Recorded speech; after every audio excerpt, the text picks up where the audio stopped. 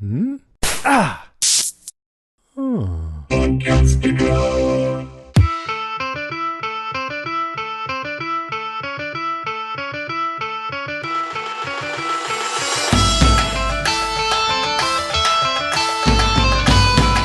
morrow, stewards and handmaidens, red priestesses and secret Targaryens, and welcome to another Still Smug Book Talk.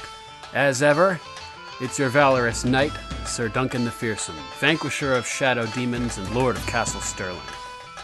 Today, we'll be covering Game of Thrones Season 7, Episode 3, The Queen's Justice, from a book reader's perspective, examining crossover material, book nods, and new information that may inform mysteries that the book readers have long speculated about. There will be numerous book spoilers ahead, so if you don't want to have events and information from the A Song of Ice and Fire book series revealed to you, now is your chance to spin the knob. That being said, show watchers of a more wild-eyed and information-hungry nature who don't mind book spoilers are welcome to join us. I'll try to discuss and explain things in a way that non-book readers can follow along to, and maybe you guys can even gain some cool insight or context to the show based on the book information. Spoilers in 5, 4, 3, 2, 1. Clocking in at 63 minutes, The Queen's Justice was the longest episode this season so far, and it was a joy to experience. For 21 years since George R.R. Martin's A Game of Thrones was released, readers have been wondering how Gurm, the master or weaver of tales, would manage to steer Jon and Dany, two characters who started off on opposite ends of planet Os, in two seemingly unrelated storylines, into the same plot and location. And it's finally happened, if on screen rather than on page. Things are really starting to go down on Game of Thrones, and I'm really loving the 7th season thus far. Our first book crossover is Tyrion's method of infiltrating Casterly Rock, which had echoes of the method allegedly used by the only other person to ever take Casterly Rock. That person, of course, is the legendary Lan the Clever, founder of House Lannister. Lan, Lannister, you get it. So for those who didn't know this, Casterly Rock, before being occupied by the Lannisters, was owned by House Casterly. The World of Ice and Fire reads, though never kings, the Casterlys became the richest lords in all of Westeros and the greatest power in the Westerlands, and remained so for hundreds of years. By then, the Dawn Age had given way to the Age of Heroes. That was when the golden-haired rogue called Lan the Clever appeared from out of the east. Some say he was an Andal adventurer from across the Narrow Sea, though this was millennia before the coming of the Andals to Westeros. Regardless of his origins, the tales agree that somehow Lan the Clever winkled the Casterlys out of their rock and took it for his own.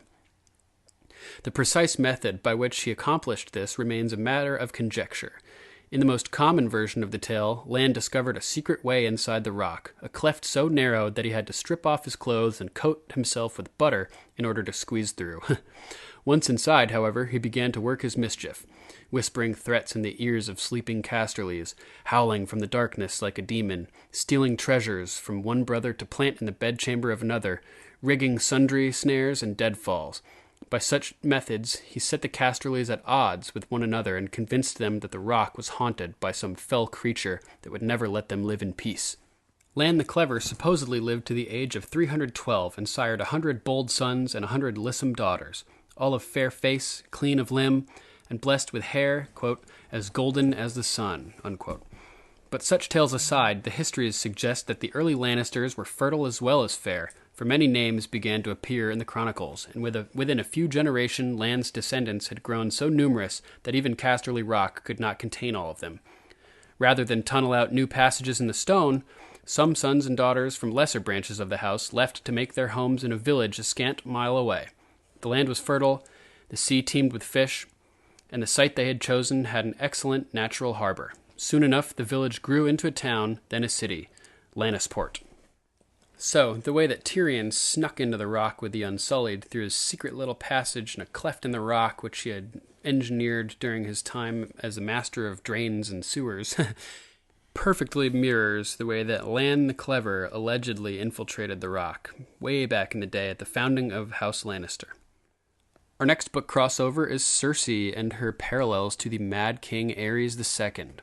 We saw Cersei this week forcing family members to watch each other die, just as the Mad King did. In Cersei's case, she had Ellaria and Tyene chained up in the black cells and poisoned Tyene, forcing Ellaria to watch her die and then rot away. In the Mad King's case, he had Bran Stark captive after he rode south to challenge Rhaegar to free Lyanna, and then he called Rickard Stark to come down to the south to basically answer for his son's crimes. Rickard demanded a trial by combat. Aerys chose fire to be his champion. He's basically strung up Rickard and set a fire beneath him and roasted him alive in his metal armor. Put Bran Stark's sword just out of reach, hooked him up to a device he obtained from Myr, which strangled Brandon to death as he struggled to reach the sword. So there's one clear parallel between Cersei and the Mad King. The next is Cersei's sexual arousal after murdering Tyene. After her poisonous kiss, we then see Cersei find Jaime. She's basically super horny and will not take no for an answer. She forces herself upon Jaime, who does stop resisting pretty quickly. But it could be significant that he was vocally uninterested to begin with. This scene draws eerie parallels to a disturbing scene from the books involving the Mad King Aerys. We learn about it in A Feast for Crows in Jaime's second chapter as he reflects on Cersei burning the Tower of the Hand. Jaime knew the look in his sister's eyes. He had seen it before, most recently on the night of Tommen's wedding, when she burned the Tower of the Hand. The green light of the wildfire had bathed the faces of the watchers, so they looked like nothing so much as rotting corpses, a pack of gleeful ghouls. But some of the corpses were prettier than others. Even in the baleful glow, Cersei had been beautiful to look upon. She had stood with one hand on her breast, her lips parted, her green eyes shining. She is crying, Jaime had realized, but whether it was from grief or ecstasy, he could not have said. The sight had filled him with disquiet, reminding him of Aerys Targaryen and the way a burning would arouse him. A king has no secrets from his Kingsguard. Relations between Aerys and his queen had been strained during the last years of his reign. They slept apart and did their best to avoid each other during the waking hours. But whenever Aerys gave a man to the flames, Queen Rhaella would have a visitor in the night. The day he burned his mace and dagger hand, Jaime and Jon Darry had stood at guard outside her bedchamber whilst the king took his pleasure. "You're hurting me," they had heard Rhaella cry through the oaken door. "You're hurting me." In some queer way, that had been worse than Lord Chelstead's screaming. "We're sworn to protect her as well," Jaime had finally been driven to say. "We are," Darry allowed, "but not from him." Jaime had only seen Rhaella once after that, the morning of the day she left for Dragonstone. The queen had been cloaked and hooded as she climbed inside the royal wheelhouse that would take her down Aegon's high hill to the waiting ship, but he heard her maids whispering after she was gone. They said the queen looked as if some beast had savaged her, clawing at her thighs and chewing on her breasts. A crowned beast, Jaime knew. So there are definitely some disturbing parallels going on here between Cersei and the Mad King. Cersei seems well on track to becoming the Mad Queen. And the fact that Jaime had initially refused Cersei's advances leads us to our next book crossover. Jaime falling out of love with Cersei. So in the books, at this point, Jaime is certainly in a different headspace than he is on the TV show, but we're starting to see it creep in on the show. Him refusing Cersei in that moment, and then his reactions as Olenna, before she dies by poison, the way that she talks about Cersei to Jaime, saying that she's a plague or a disease, that she's a horrible person, and she's going to bring Jaime down with her. It's all hinting to the idea that Jaime is going to fall out of love with Cersei, which is exactly what seems to be happening in the books as part of his redemption arc. You know, Jaime starts off as such a terrible person, pushing a little kid out a window and whatnot, and slowly we learn that he's actually an honorable man in his own way. In the bathhouse scene with Brienne, he tells her about how he saved King's Landing from the wildfire attacks of Mad Aerys, and his rejection of the maniac Cersei is sort of another element that is redemptive to Jaime's character and pushes him along a path of honor. Other factors in his redemptive arc are the fact that he gives Brienne of Tarth the sword made from Ned Stark's Sword of Ice, Oathkeeper, and encourages her to fulfill her oath to Catelyn Stark. And then the way that Jaime diplomatically handles other situations with honor also leads towards his redemptive arc as well. Another little cool book crossover was when Dany tells Jon about his ancestor Torrhen Stark bending the knee to Aegon the Conqueror. As you guys know, I mentioned that a few weeks ago, and I posted on our Game of Microphones page some information about Torrhen Stark and where this happened and how it's significant to the story nowadays. But basically, Torrhen Stark was the king in the north at the time of Aegon's conquest, and after seeing the way that Harren the Black was defeated in the field at the Fields of Fire, and the way Harrenhal was melted by dragons, Torrhen Stark basically decided to save his people, the Northmen, by bending the knee to Aegon the Conqueror. He lost a kingship, but his people survived to fight another day. And at the place where this infamous knee bending occurred, today there stands an inn known as the Inn of the Kneeling Man, which is on the Red Fork of the Trident River, which is along the southern fork, basically. Our next cool book crossovers are the parallels between Jon Snow and Rhaegar Targaryen. We learned from Barristan Selmy a couple seasons back that Rhaegar never liked killing, but he loved singing. And we learned this episode that Jon Snow does not like doing what he does best, which is probably killing and fighting and warring in general. But book readers know from more information, various quotes about Rhaegar, that he was kind of a melancholy dude, sort of like Jon, and that he was more into reading books than he was into fighting when he was younger. He was obsessed with the Prince That Was Promised prophecy. It eventually became a warrior because he felt like he needed to as part of this prophecy. But we know a good amount about Jon at this point, and there's a pretty good record of the kind of person that Rhaegar was. Jorah Mormont describes him saying, Rhaegar fought valiantly, Rhaegar fought nobly, Rhaegar fought honorably, and Rhaegar died.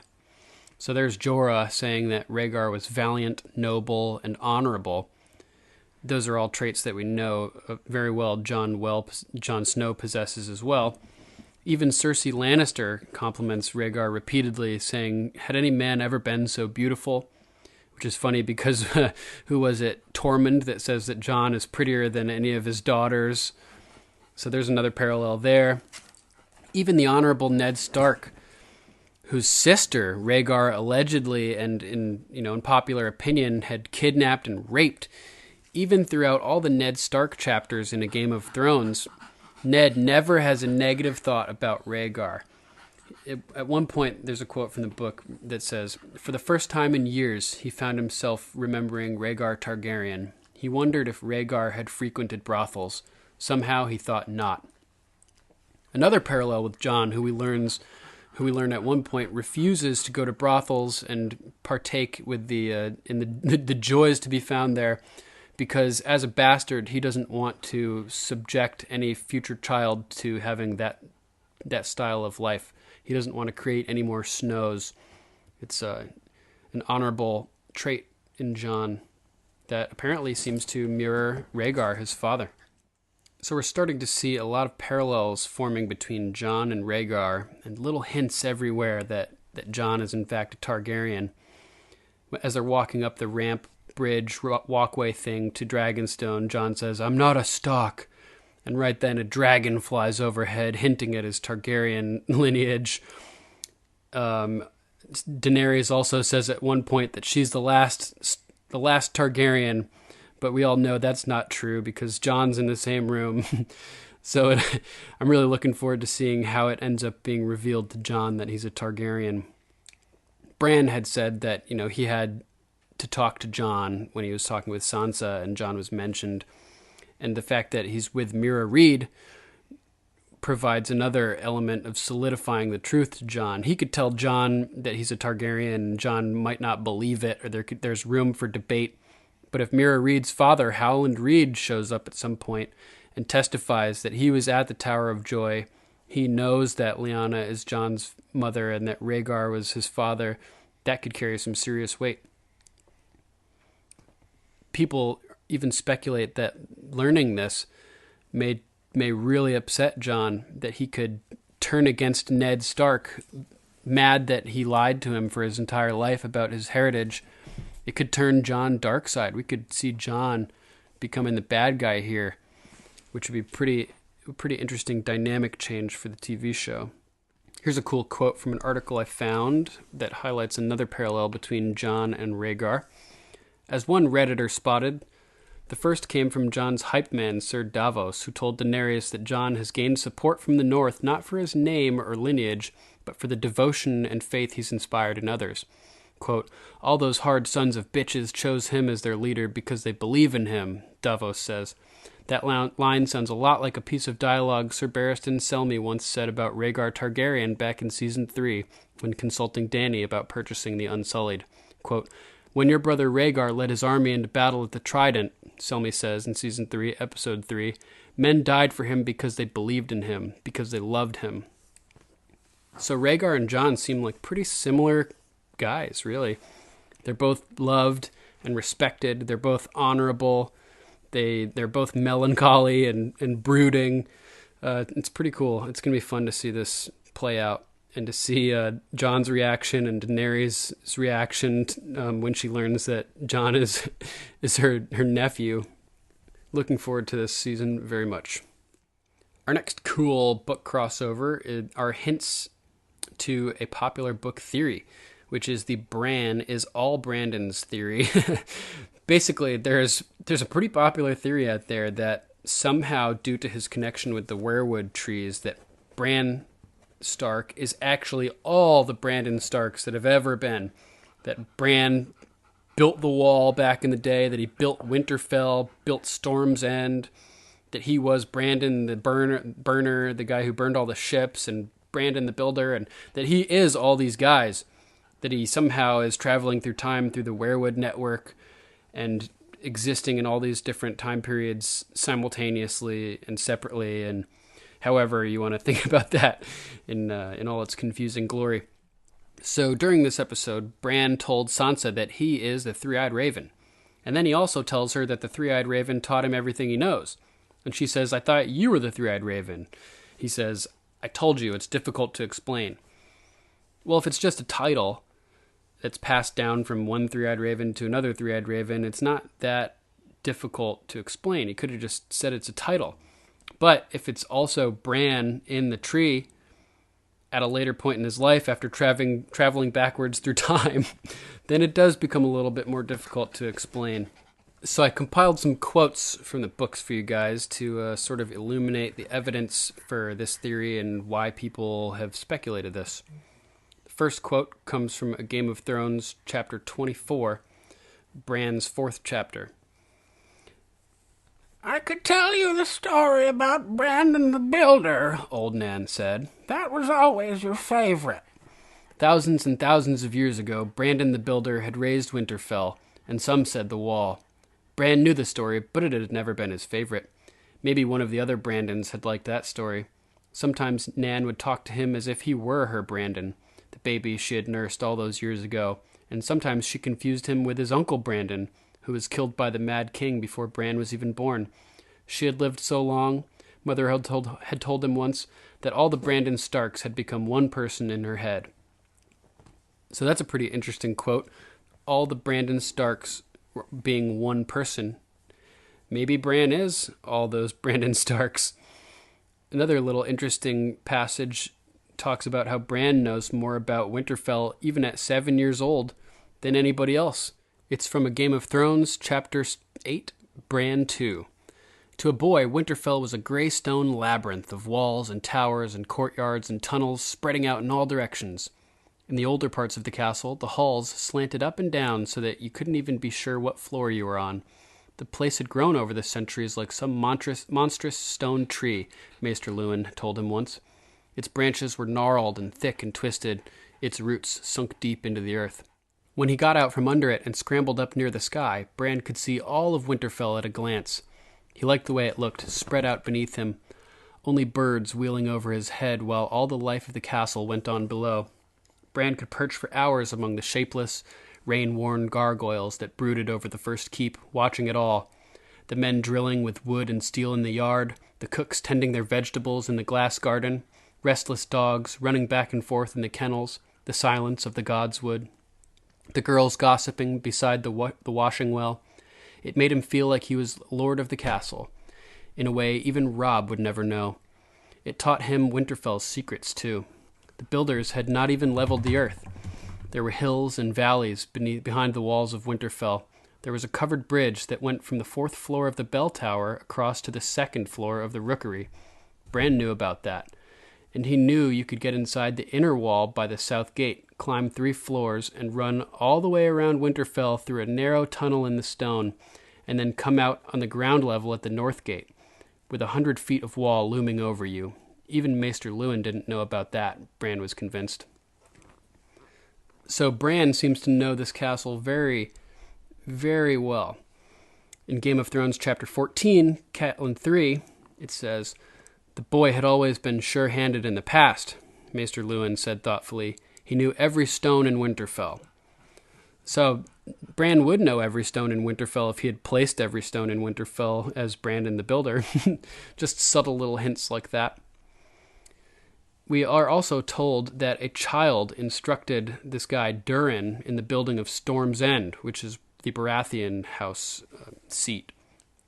In A Clash of Kings, chapter 31, Catelyn 3, it says, 5 more castles he built, each larger and stronger than the last, only to see them smashed asunder when the gale winds came howling up Shipbreaker Bay, driving great walls of water before them. His lords pleaded with him to build inland. His priests told him he must placate the gods by giving Elenai back to the sea. Even his small folk begged him to relent. Durin would have none of it. A 7th castle he raised, most massive of all. Some said the children of the forest helped him build it, shaping the stones with magic. Others claimed that a small boy had told him what he must do, a boy who would grow to be Bran the Builder. No matter how the tale was told, the end was the same. Though the angry gods threw storm after storm against it, the 7th castle stood defiant, and Durin Godsgrief and fair Elenai dwelt there together until the end of their days. If Storm's End was built with magic that came from the children of the forest, Bran would have access to these magics, all those magics needed for the construction of the wall and Storm's End, etc. As we find out in A Dance with Dragons, chapter 34, Bran 3, "A reader lives 1,000 lives before he dies," said Jojen. "The man who never reads only lives one." The singers of the forest had no books, no ink, no parchment, no written language. Instead, they had the trees, and the werewoods above all. When they died, they went into the wood, into leaf and limb and root, and the trees remembered. All their songs and spells, their histories and prayers, everything they knew about the world. Maesters will tell you that the werewoods are sacred to the old gods. The singers believe they are the old gods. When singers die, they become part of that godhood.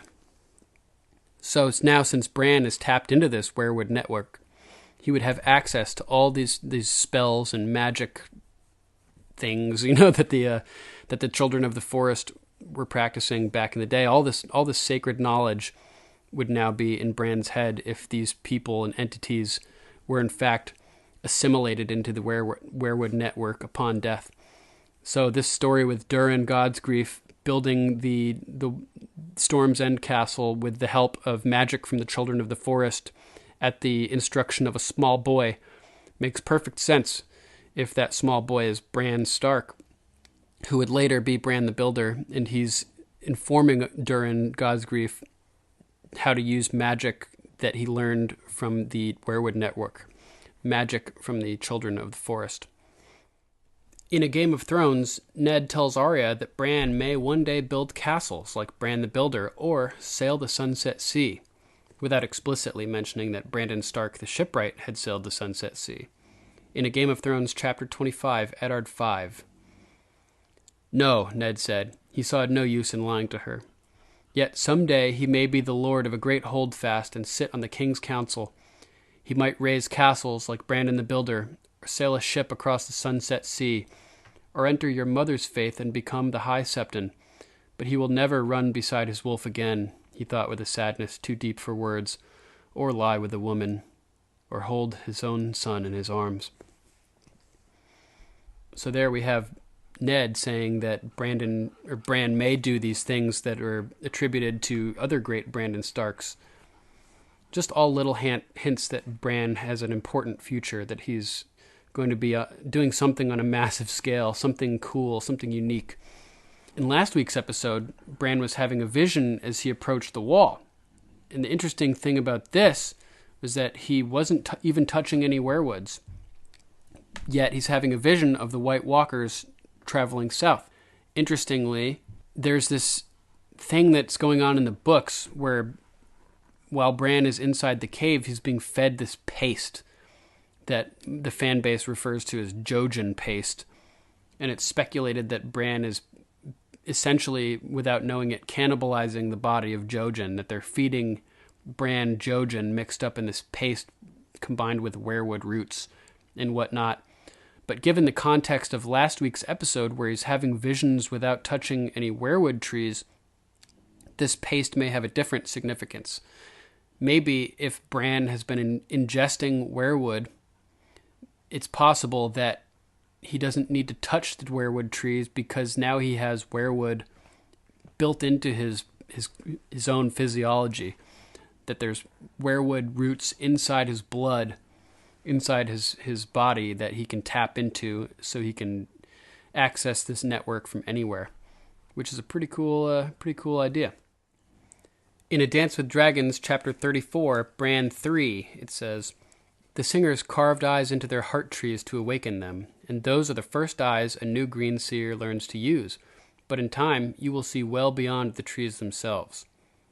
This refers to the three-eyed raven being able to look through the eyes of other animals and whatnot.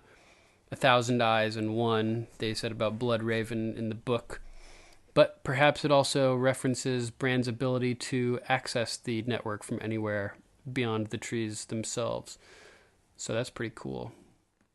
There are other hints of Bran being eternal, like when Theon seems to see his face carved in the weirwood tree in Winterfell. And that's significant because these faces have been carved there for thousands of years.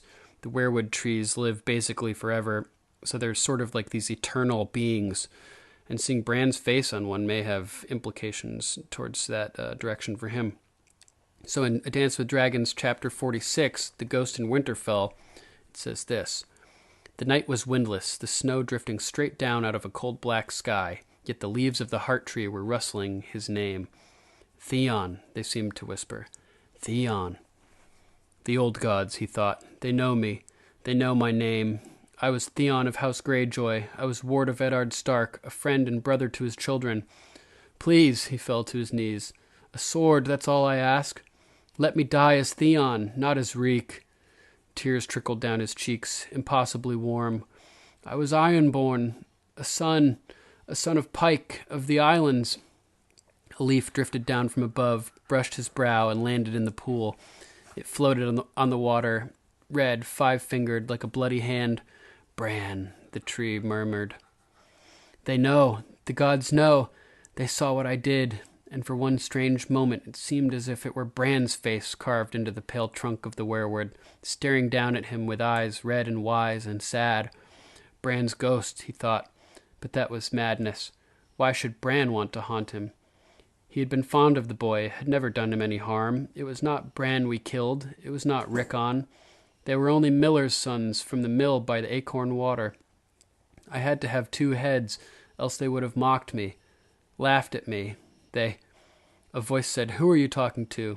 Theon spun, terrified that Ramsay had found him, but it was just the washerwomen, Holly, Rowan, and one whose name he did not know. "The ghosts," he blurted. "They whisper to me. They know my name." So there we have Theon seeing Bran's face in the place of this otherwise eternal being, this tree, which is pretty neat. So there are lots of hints that this could be a reality. And Bran did not do anything to detract from this episode by saying that he both was taught by and is the three-eyed raven himself. Our next interesting book crossover, or potential book crossover in this case, is the fact that Olenna admits to Jaime that she was the one that killed Joffrey before she dies. Now, this would be particularly interesting to me if it happened in the books, because Jaime, at this point, is actually under the impression that Tyrion did kill Joffrey. As you guys remember, when Jaime frees Tyrion from his cell after he's imprisoned, during his trial, Jaime admits to Tyrion, he frees him and says, Lannister pays his debts, and Tyrion says, what debts? You don't owe me anything. To which Jaime answers that he basically has been living a lie, and that Tyrion's first wife, Tysha, was never the whore that he claimed she had been. This drives Tyrion crazy and makes him fly off the handle, at which point he falsely admits to murdering Joffrey. He calls Joffrey Jaime's vile bastard or something like that, and gloats about having murdered him, which isn't even the case. So in the books, Jaime is really, really fucking pissed at Tyrion, basically, and Tyrion is also really pissed at Jaime for lying to him about his first wife, Tysha. So it would be very interesting to see how Jaime learning this would affect the dynamic, or the potential dynamic, of a reunion between Jaime and Tyrion. It would at least give the potential for Jaime to want to extend an olive branch and reconcile with Tyrion, which I'm hoping happens. And the potential of a reconcile would give Jaime an out in having to deal with Cersei. As we mentioned beforehand in the books, Jaime is obviously less into Cersei. He seems to have fallen out of love with her quite a bit. He sees the Mad King in her and her potential for madness after her incidents with fire and the way she behaves and everything. So it could lead to, in the books, Jaime abandoning Cersei and trying to team up with Tyrion, who he's always had a fondness for, which would be a nice reunion and a good step towards redemption for Jaime as well. And the last thing that I wanted to talk about isn't really a book crossover, but it's just something that I found interesting about this. And it's the irony of the downfall of House Tyrell. So Cersei obviously is behind the downfall of this entire house. She armed the Faith Militant, got Sir Loras locked up, got Margaery locked up, which resulted in their deaths as she blew up the Sept of Baelor. She now has invaded High Garden and has Jaime poison Lady Olenna.